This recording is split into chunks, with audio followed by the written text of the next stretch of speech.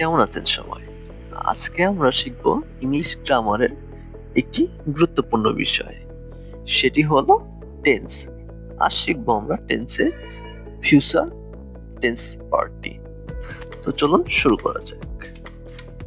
আমরা যা শিখব learning outcome about future tense, types, examples and সবার শেষে শিখব কিছু এক্সারসাইজ। ফিউচার টেন্স ভবিষ্যতে কোনো কাজ হলে তাকে ফিউচার টেন্স বলে।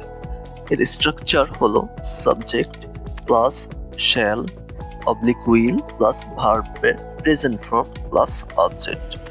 যদি এক্সাম্পল দেখি, I will read a book, he will give me a book. আমি করব, তিনি ঢাকায় যাবেন। এবার আসি টাইপসে। প্রথমে দেখব ফিউচার ইনডিফিনাইট টেন্স। একে সাধারণ ভবিষ্যৎকালও বলা হয়। ভবিষ্যতে কোনো কাজ হবে তাকে ফিউচার ইনডিফিনাইট টেন্স বলে।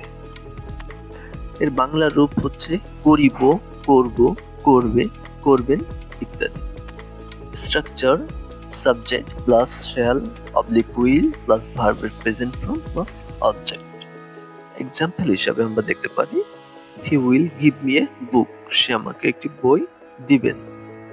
I will go to school, আমি স্কুলে যাব। এবার আসি ফিউচার কন্টিনিউয়াস টেন্সে। একে ঘটমান ভবিষ্যৎকালও বলা হয়। ভবিষ্যতে কোনো কাজ চলতে থাকবে বোঝালে তাকে ফিউচার কন্টিনিউয়াস টেন্স বলে। এর বাংলা রূপ করিতে থাকবে, করিতে থাকবো, করিতে থাকবেন ইত্যাদি। এর স্ট্রাকচার হলো subject plus shall oblique will plus be plus ভার্বের সাথে আইএনজি প্লাস অবজেক্ট। এক্সাম্পল হিসাবে আমি নিতে পারি, I shall be reading the book, আমি বইটি পড়তে থাকবো। আই শ্যাল বি ডুইং, আমি কাজটি করতে থাকবো। এবার আসি ফিউচার পারফেক্ট টেন্স। একে পুরাঘটিত ভবিষ্যৎকালও বলা হয়। ভবিষ্যতে কোনো নির্দিষ্ট সময়ের মধ্যে কোনো নির্দিষ্ট কাজ শেষ হলে তাকে ফিউচার পারফেক্ট টেন্স বলে। বাংলা রূপ হচ্ছে করে থাকবো, করে থাকবেন, করিয়া থাকবো ইত্যাদি। এর স্ট্রাকচার হলো subject plus will have oblique shall have plus ভার্বের past participle form plus object.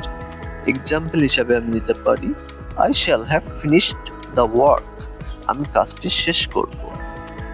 They will have done the sum, তারা অঙ্কটি করে ফেলবে। এবার আসি ফিউচার পারফেক্ট কন্টিনিউয়াস টেন্সে। ভবিষ্যতে কোনো কাজ শুরু হবে কিন্তু তার আগ পর্যন্ত অন্য একটি কাজ চলতে থাকলে তাকে ফিউচার পারফেক্ট কন্টিনিউয়াস টেন্স বলে। Structure subject plus shall have been oblique will have been plus ভার্বের সাথে আইএনজি প্লাস অবজেক্ট। এক্সাম্পল হিসাবে আমি নিতে পারি, we will have been walking for 2 days, দুদিন ধরে আমরা হাঁটতে থাকবো। এবার দেখি এক্সারসাইজ। প্রথমে আছে I dash go to school, যেহেতু এটা ইনডিফিনাইট টেন্স সুতরাং আমি বসাতে পারি I shall go to school. দ্বিতীয়টি আছে ইউ ড্যাশ রিডিং এ বুক, যেহেতু এটি কন্টিনিউয়াস টেন্স সুতরাং আমি বসাতে পারি you will be reading a বুক। 3 নাম্বারটা দেখি, I dash finish the work, যেহেতু এটা পারফেক্ট টেন্সে আছে সুতরাং আমি বসাতে পারি I shall have finished the work. 4 নাম্বারটা আছে they dash walking for 4 hours, যেহেতু এটা পারফেক্ট কন্টিনিউয়াস টেন্সে আছে সেহেতু আমি বসাতে পারি they will have been walking for 4 hours। Thank you all.